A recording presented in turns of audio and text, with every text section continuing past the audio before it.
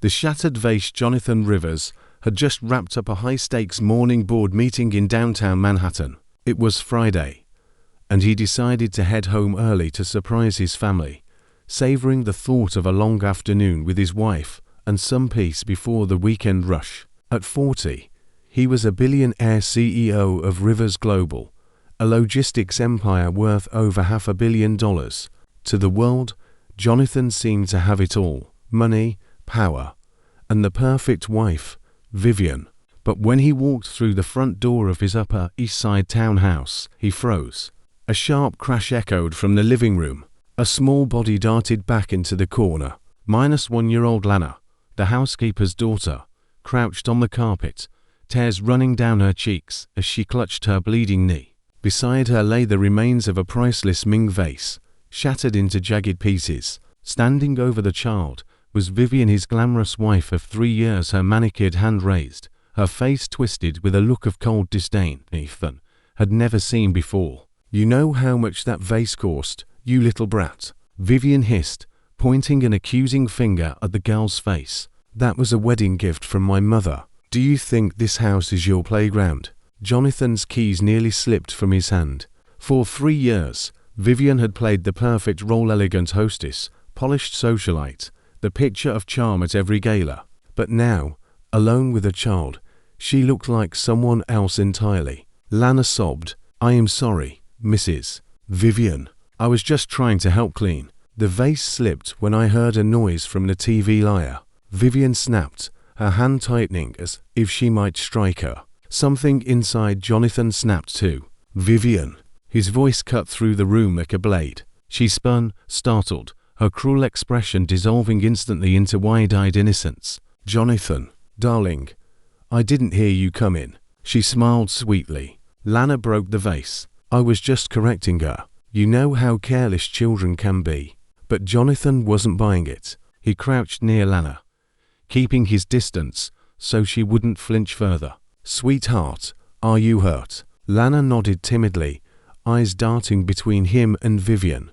Her knee was bleeding where a shard had cut her skin. Jonathan's instincts sharpened. Years of negotiating hostile boardrooms had trained him to read body language. What he saw in Lana wasn't the guilt of an accident, it was the fear of someone used to being hurt. "Tell me, Lana," Jonathan asked gently, "has Mrs. Vivian spoken to you like this before, when I wasn't here?"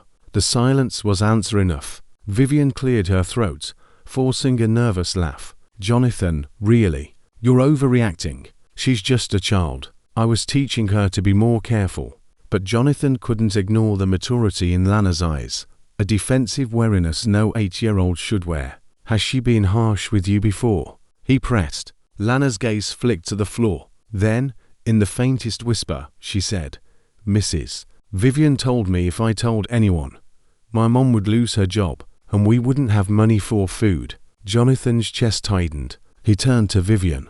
For the first time, the mask had slipped. Behind her smile, her eyes flashed with something cold and calculated. Memories clicked into place, the times Lana avoided being near Vivian, the quiet tension in the housekeeper Carmen's eyes, the strange emphasis Vivian placed on teaching children proper respect. Jonathan's stomach churned. He hadn't just married a socialite, had married a manipulator. "Lana," he said softly, ignoring Vivian's glare, "you can always tell me the truth. Nothing bad will happen to you or your mom. I promise." Tears spilled down the girl's cheeks. "Mrs. Vivian says girls like me should remember our place, that people like us don't get the same chances as rich, white kids." Jonathan froze. Vivian, realizing too late what Lana had revealed, rushed to cut in. "Jonathan, she's making things up. You can't honestly believe this." But Jonathan saw it now clearly. The cruel philosophy behind the mask. This wasn't discipline. It was prejudice. Abuse wrapped in entitlement. At that moment, Carmen returned from the grocery store, arms full of bags. She stopped dead, sensing the tension. Her eyes fell on her daughter's bleeding knee, then to Vivian's icy stare, and Jonathan saw the same restrained fear in Carmen's eyes as in her daughter's. How long had this been going on in his house, right under his nose? "Carmen," Jonathan said quietly, "please take Lana to the kitchen and clean her wound. I need to talk to Vivian alone. The moment they were gone, Vivian's tone turned sharp. Jonathan, you cannot let a child's fantasy ruin our home. Carmen is a maid, nothing more. Her daughter should be grateful. We even let her stay here. Do you want her growing up thinking she's equal to us? Jonathan stared at her in disbelief. She's 8 years old. She's also a servant's child, Vivian retorted coolly. Jonathan, you've managed this household for 3 years. You work 14-hour days. Do you really think you know better than me how to run this home? Carmen cleans, her daughter learns discipline. That's how the world works. Jonathan shook his head slowly. No, Vivian. That's how abusers justify themselves. Vivian's lips curved into a mocking smile. Careful, darling.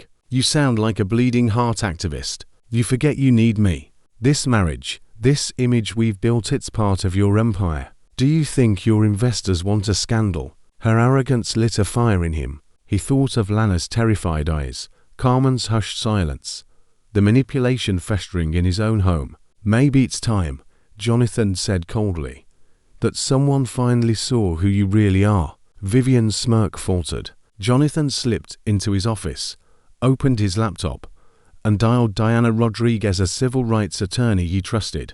Within minutes, Diana was on her way with 2 private investigators and recording equipment. Meanwhile, Jonathan kept his composure. He listened as Vivian, unaware, called her mother, bragging about putting the help in their place and plotting to discredit him if he ever sided with them. She laughed cruelly about making the little black girl too scared to speak up. What Vivian didn't know was that Jonathan had patched her call directly to a live stream through his professional network. Within minutes, thousands of business leaders, charity board members, and social connections were watching the real Vivian Rivers, her voice dripping with racism, arrogance, and malice.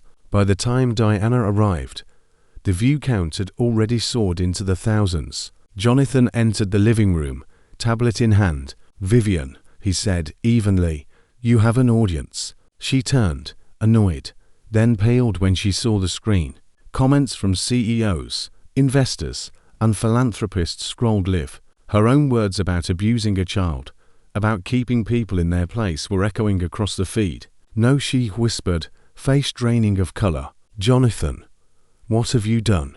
What I should have done 3 years ago, he said. Expose the truth. Vivian staggered back, her composure cracking.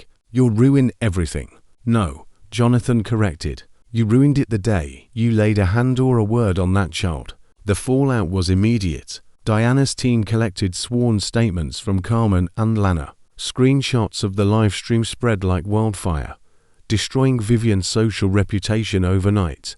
Within hours, she was trending for all the wrong reasons. Her brand partnerships dropped, her charity board seat revoked, her face plastered across headlines as the socialite who abused a child. Vivian screamed, threatened, begged, but Jonathan's decision was final. Divorce papers were filed within days.